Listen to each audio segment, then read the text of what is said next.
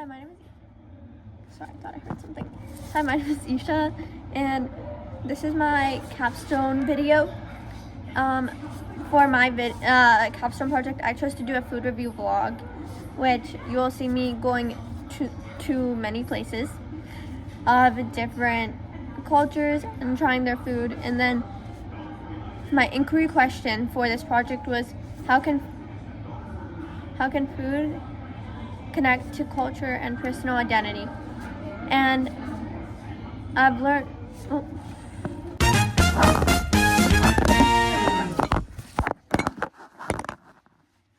Okay, I've learned a lot about myself and also about a lot of other cultures. I'm actually very surprised on what I learned. I learned how these dishes were made and why. I learned a lot about how I can connect to it, even if I'm not from the cultures. I purposely chose things that I have that aren't from my culture, so I could figure out a way to connect to myself, and so it would get that next step of connection and learning about myself. So hopefully you guys enjoy this project as much as I enjoyed making it. Thank you. For the first place I went to Damaskino's Shawarma in Vancouver, downtown Vancouver, and so I took a SkyTrain there, and here's the photos. This is the only one I took photos of the trip to. So yeah, because I didn't really go far for the other places. And here's a time lapse of us eating.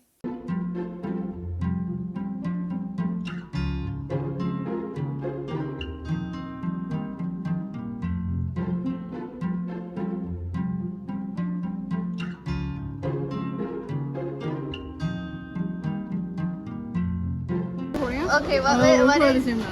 Okay, Kira, what is your rating? Like 6. No, I don't. Like 7. 7. So is it actually? Yeah, no, that was my genuine. I'd say an 8.8. Okay. I agree with Dan. I give it an 8.8. I give it a 8. It was so good. It was really good. Next one, I went to Opa of Greece, and I realized it was in the mall. I thought it was outside of it, so I was just I'll just go during my break. And so here's my time lapse.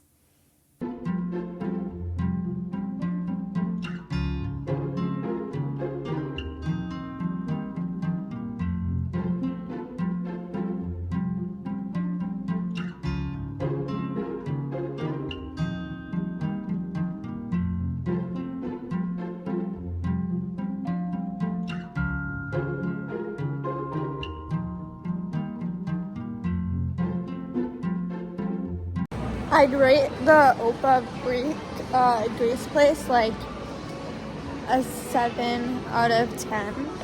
Actually, no, an 8. It was pretty good, but I asked for no onions, but they gave me onions. And I'm on break right now.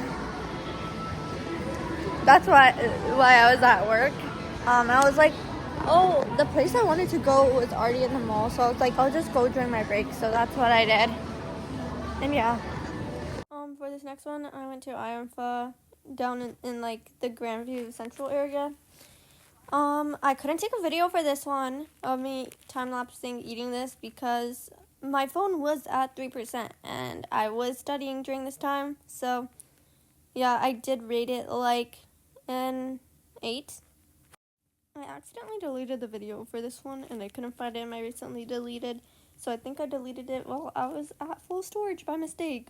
But this was at Chez Christophe, and I rated it a 4. I really did not like either of them, in my opinion. Okay, so I'm going to start off with the history of shawarma. Shawarma was made in the Middle East. It was made throughout countries like Turkey, Jordan, Syria, and Egypt. Shawarma was made because it's easy to take on the go, and fast to make, so it's an easy meal, basically. This food can represent its culture very well, as the seasonings resonate with the food, and it also reflects how it's shared through multiple cultures and also its own, and the country's ability to share as a group and everybody can make it different. Like every country's shawarma is different, and I think that part is very interesting personally. I personally identify with shawarma because it became popular in Canada because of the Middle Eastern immigrants coming here, and a member of my family was an immigrant to Canada in the 1970s. So I can relate to having a cultural family and what it's like to have food like that with the seasonings and everything that's inside of it. I just think it's very mixed and very, like, it tastes like home, and it just reminds me a lot of my own culture personally. And I think it has like a good effect on like the people who eat it. And guys, please try shawarma. I'm like telling you the truth, it's so good. It's actually like delicious. Like probably one of the best things that what is the cream? They use like, I don't know, they have like this garlic hummus, I think, and something else on top. They just tzatziki dip it on top. But it's still good. Trust me, guys. Trust me. Okay. The next one I want to talk about is pho. It was created in northern Vietnam in the late 19th century as a fusion of Chinese and French influences from Vietnam. Using leftover beef bones from French colonists to make flavorful broths and combining them with Chinese-style rice noodles and spices. It was made as a cheap street food. I personally identify with this, with pho, because both Vietnamese cultures and Punjabi cultures value food as comfort and community. The slow-cooked broth reminds me of Punjabi dishes that are made from time and care. Trying pho showed me how different cultures use food in similar ways, and it brings people together. And I think like a lot of cultures know what that feels like how food can easily bring a culture together. And I just find it interesting, like it was, yeah, like that. Next I tried the pita wrap and Greek salad.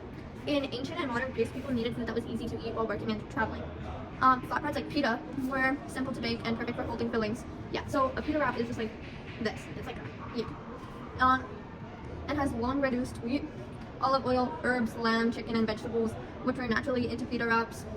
And also their salads, which the salads were because of the hot climate there.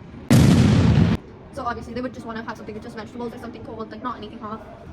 I personally relate to the Greek pita wraps and Greek salad because they reflect simplicity and shared eating, which is also important in my culture.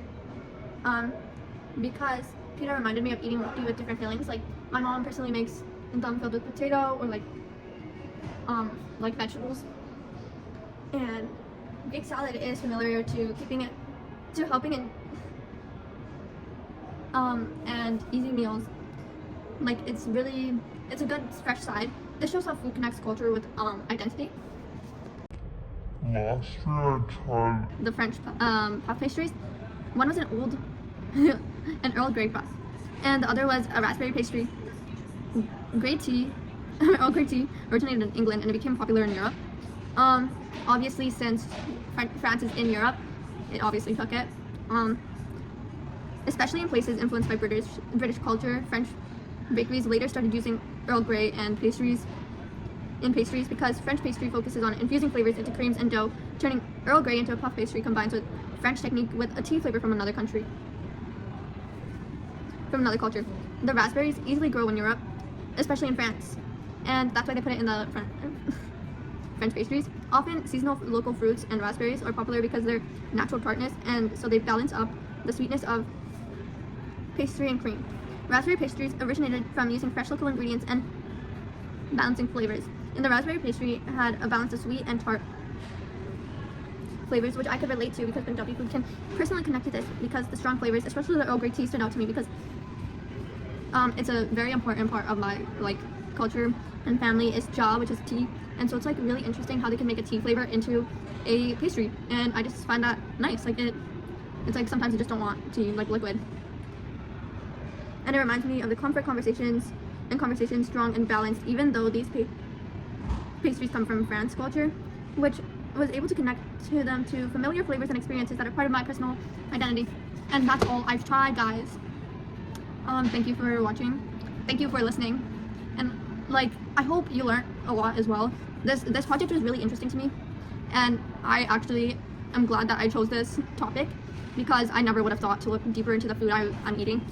I just thought, oh, it's from this culture. I didn't care about how it got created or why it got created, and so that's why maybe it is better to look into what you're eating, and it connects you to those cultures, and it could also make you feel better. I honestly feel like way more knowledgeable now and more connected to the food. Because like I think it's like a nice thing to know, and I'm sure if you made something, like created a food, you would want people to know the history behind it as well.